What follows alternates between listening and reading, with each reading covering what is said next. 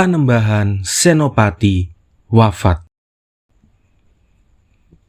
Sementara itu, orang-orang yang kalah perang melawan Senopati banyak yang mengungsi ke Surabaya. Demikian juga putra Adipati Madiun yang bernama Calantang juga mengungsi ke sana. Ia sudah diambil menantu oleh Pangeran Surabaya, lalu diangkat menjadi bupati di Japau. Di Wirasaba diangkat bupati bernama Rangga Permana.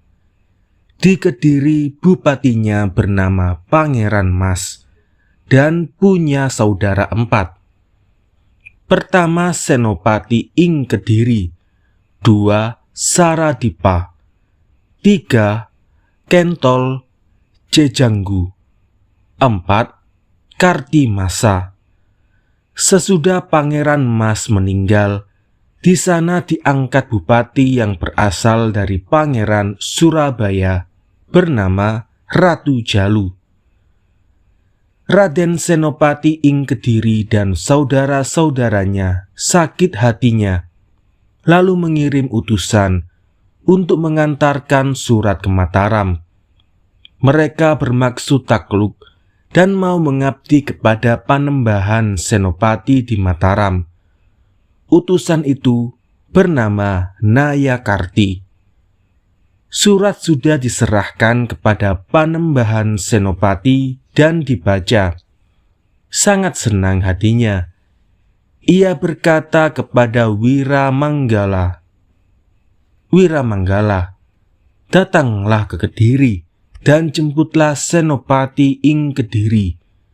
Engkau saya beri teman tumenggung alap-alap, Menteri Pamejegan, Bupati Pajang, Demak, Jagaraga, beserta balanya semua. Si tumenggung alap-alap jadilah, kami tua rombongan, terserah padamu. Utusan dari Kediri ini bawalah kembali. Jika nanti kamu sudah ketemu dengan Senopati ing Kediri, bawalah ke Mataram. Sedang tumenggung alap-alap, Bupati Demak dan Pajang, kalian boleh melanjutkan penyerbuan ke Rawa." Pangeran Wiramanggala serta semua yang mendapat perintah unjuk atur bersedia, terus berangkat.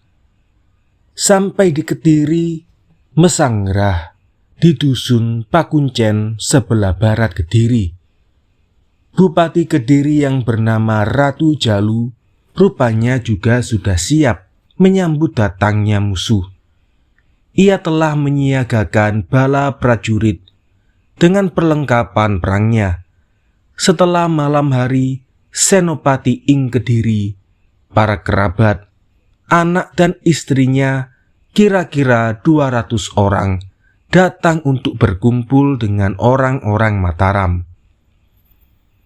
Ketika Ratu Jalu tahu, ia memerintahkan untuk mengejar dan menumpas mereka. Tersusul di Krakal, lalu terjadilah perang. Bala Mataram segera datang membantu. Ramai perangnya tetapi cuma sesaat. Bala Ratu Jalu lari masuk ke Kedaton, lalu menutup pintu gerbang dalam benteng. Orang-orang Mataram tidak mengejar. Putra menantu Senopati ing Kediri bernama Mas Blimbing terluka. Pangeran Wiramanggala kembali ke Mataram, membawa Senopati ing Kediri beserta kerabatnya berhenti di Jagaraga. Ki Tumenggung alap-alap meneruskan ke Rawa. Rawa sudah takluk.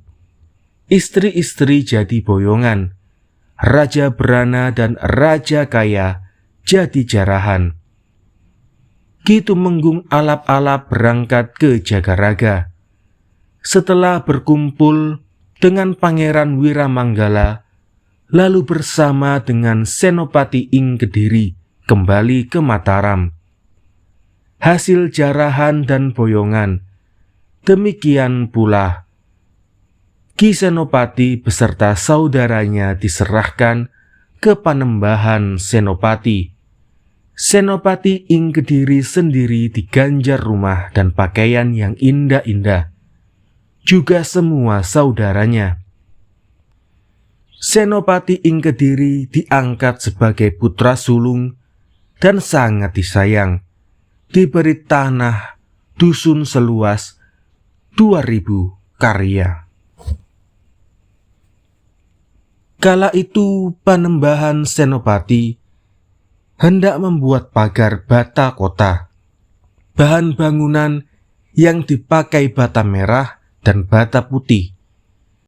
Sedang yang mengawasi pembangunan Senopati ing Kediri.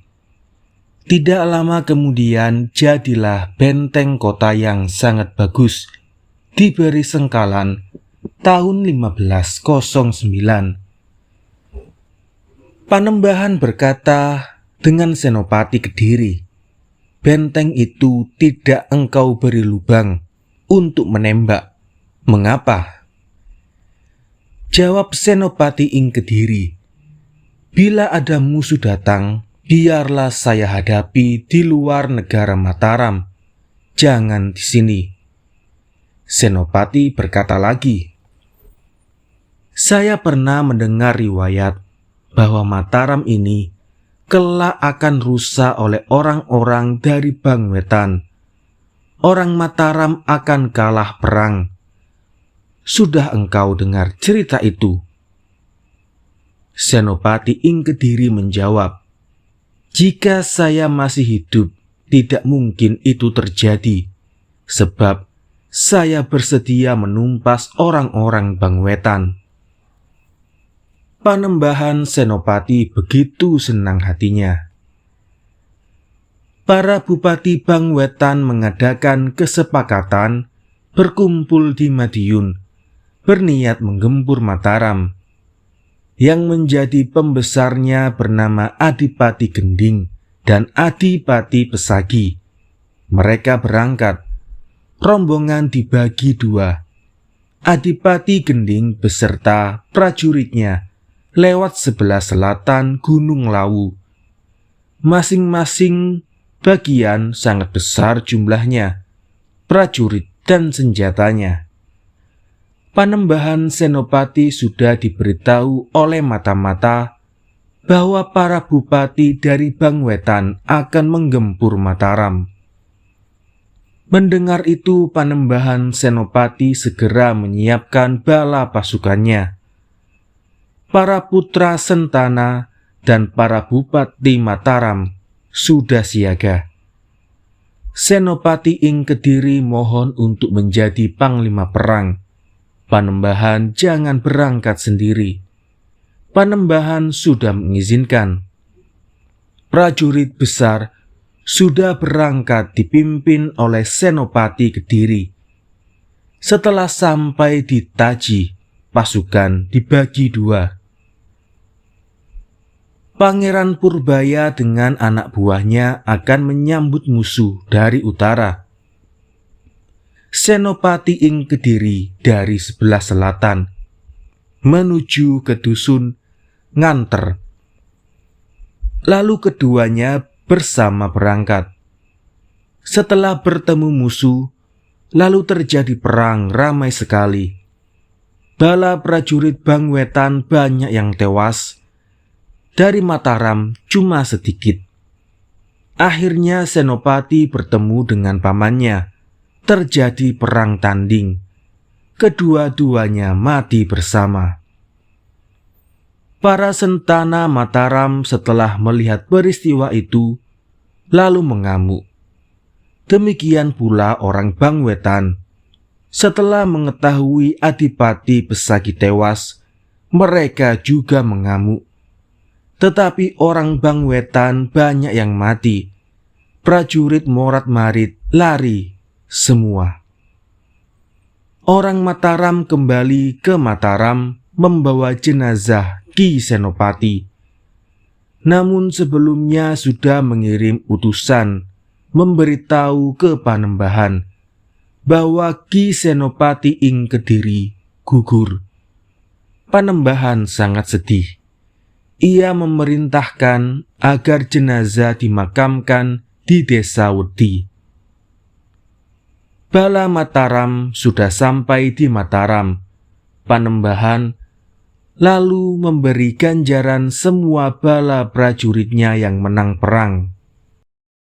Adik Senopati ing Kediri yang bernama Saradipa diangkat jadi bupati bernama Martalaya. Ki Jengganu jadi adipati bernama Supanta. Kartimasa juga menjadi adipati bernama Saradipa. Ki Masari diangkat jadi bupati Demak.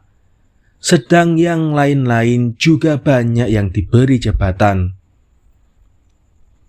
Diceritakan kemudian Adipati Pati sengaja membangkang kepada Mataram. Dicegah oleh keluarga atau sentananya tidak bisa.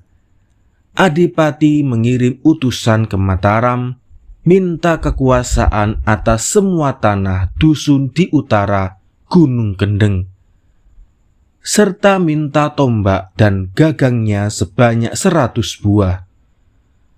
Utusan sudah berangkat serta menyampaikan permintaan Adipati Pati. Panembahan menyerahkan tanah yang dimaksud, tetapi tombak hanya diberikan tombak saja, tidak dengan landaian atau gagangnya. Utusan lalu kembali ke Pati. Sepulang utusan, Panembahan berkata kepada Adipati Mandaloka bahwa Adipati Pati akan membangkang. Ki Adipati Mandaloka sangat sedih. Sementara itu, utusan dari Pati sudah melapor kepada Gusti Adipati.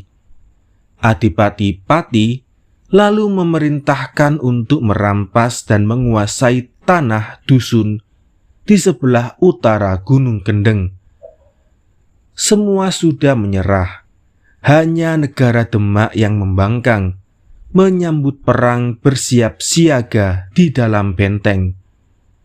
Adipati Pragola di Pati segera berkumpul, balanya berangkat menggempur Mataram. Barisan dari Pati sangat kejam, sepanjang jalan menjara harta dan memboyong perempuan-perempuan di dusun-dusun yang dilaluinya. Adipati Pajang segera memberitahu Senopati Mataram kalau Adipati Pati berniat menjebol Mataram. Setelah Panembahan mendengar laporan Adipati Pajang, lalu memerintahkan putranya yang bernama Pangeran Anom, "Tole, anakku, berangkatlah engkau bersama semua orang Mataram menyambut perangmu dari Pati. Tetapi jangan dilawan dengan perang, diingatkan saja. Namun demikian, jika terpaksa tidak mau, ya layani apa maunya. Bawalah tombakku ini." Adipati Mandaraka menyambung, "Bagaimana ini? Justru anakmu saja yang kau perintah menjemput perang. Saya kira ia tidak mampu melawan Adipati Pati." Panembahan menjawab, "Paman, cucu paman saja yang saya perintah untuk menyongsong Adipati Pati. Untuk saya minta sadar dan segera ingat. Jangan sampai dilanjutkan marah kepada saya. Dan saya yakin Rai Adipati Pati tak rela menelan keponakannya sendiri." Ki Mandaraka lalu diam. Barisan dari Pati telah tiba di Prambanan. Sementara itu barisan yang lebih besar sudah sampai di Desa Kemalon, beristirahat di situ. Pagi harinya perjalanan dilanjutkan. Pangeran Adipati dari Mataram juga sudah berangkat, tetapi hanya membawa prajurit yang mengawal upacara saja. Bala prajurit yang besar ditinggalkan di Prambanan. Tidak lama kemudian, mereka semua bertemu. Sang Adipati-pati terkejut melihat seorang ksatria menyambutnya. Hanya diiringkan oleh orang-orang membawa upacara. Lama-kelamaan Adipati ingat, ternyata ia adalah putra keponakannya sendiri. Sang Adipati sangat heran hatinya dan malu. Segera menjemput dengan masih di atas kudanya dan bertanya, "Tole, bapakmu di mana dan kamu kesini itu apa tugasmu?" Pangeran Adipati menjawab juga, masih naik kuda. "Rama masih di belakang. Saya diutus untuk mencegah paman. Niat paman ke Mataram sebenarnya tujuannya apa? Jika mau merebut negara, bukannya Mataram itu milik paman sendiri. Sama juga di Pati. Paman sebaiknya kembali saja." Sang Adipati Pragola menjawab dengan membuang muka, "Aku sudah tahu watak ayahmu, cuma menyenangkan hati saya. Sekarang kamu kembalilah, ayahmu suruh kemari. Temuilah saya yang sama-sama tuanya." Pangeran menjawab, "Bila paman tidak mau kembali dan sudah tidak ingat punya saudara dengan Rama Prabu, saya diperintah untuk melayani kemauan paman." Adipati-pati setelah mendengar kata-kata itu sangat marah. "Ayahmu itu sangat menghina diriku. Kamu bukan tanding perangku. Yang saya ancam ayahmu. Akan saya ajak adu kekuatan serta keteguhan. Kamu tak mungkin mampu menandingi perangku." Pangeran Adipati Anom mendengar itu sangat tersinggung dan marah. Pamannya segera ditusuk tombak. Sang Adipati tersentak, tetapi tusukan tidak mempan. Ia berkata, "Kamu anak yang tidak tahu diri. Sudah, cepatlah kembali. Ayahmu saja yang kesini." Pangeran Adipati terus saja menusuk. Sang Adipati-pati merasa sakit, tetapi tidak lecet sedikit pun. Ia segera mengambil tombak. Keponakannya itu lalu dilempar tombak. Kena dadanya, terjatuh dari kuda, tertelungkup di tanah, pingsan. Segera dilarikan oleh para prajuritnya, dibawa ke pesanggerahan di Prambanan. Prajurit yang lain segera memberitahu Panembahan Senopati. Sang Adipati-pati tetap tinggal di situ dengan seluruh prajuritnya. Letaknya dekat Kali Dengkeng, berbenteng kayu gelugu atau batang pohon kelapa. Panembahan Senopati setelah mendapat laporan kalau putranya terluka sangat terkejut. Ia lalu berkata kepada istrinya dari Pati, "Nimas, adimu sudah benar-benar lupa. Tandanya sampai hati menombak keponakannya." Istrinya menjawab, "Jika demikian, saya juga rela atas matinya Rayi Paduka, sebab sudah jahat." Panembahan segera berpakaian perang. Setelah selesai, lalu berangkat bersama para prajuritnya. Semuanya berkuda. Perjalanannya saling mendahului. Tiba di Prambanan sudah malam. Sang Senopati beristirahat sejenak sambil mengatur barisan.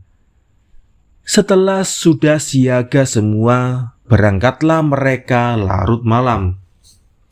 Ki Mandaraka tidak ketinggalan. Gerakan pasukan sudah mendekati benteng pertahanan Adipati Pati. Bala Mataram gemuruh bersorak. Bende Kiai Bicak dipukul bertalu-talu. Suaranya bergaung, jauh terdengar. Barisan Pati geger, berlari tunggang langgang, tidak tahu tujuan. Panembahan akan masuk ke benteng, tapi tidak menemukan pintunya. Ki Adipati Mandaraka menghunus garisnya, bernama Kiai Culik. Lalu ditebaskan di benteng Glugu, rantas jadi 3. Mandaraka menunjukkan jalan ke dalam benteng kepada Senopati. Beliau segera masuk bersama seluruh prajuritnya dengan naik kuda dan mengamuk.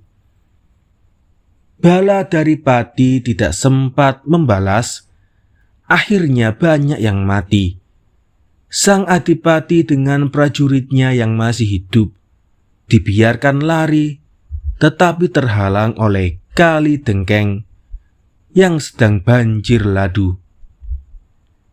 Mereka terjun ke sungai ditelan air, hanyut tak tahu rimbanya.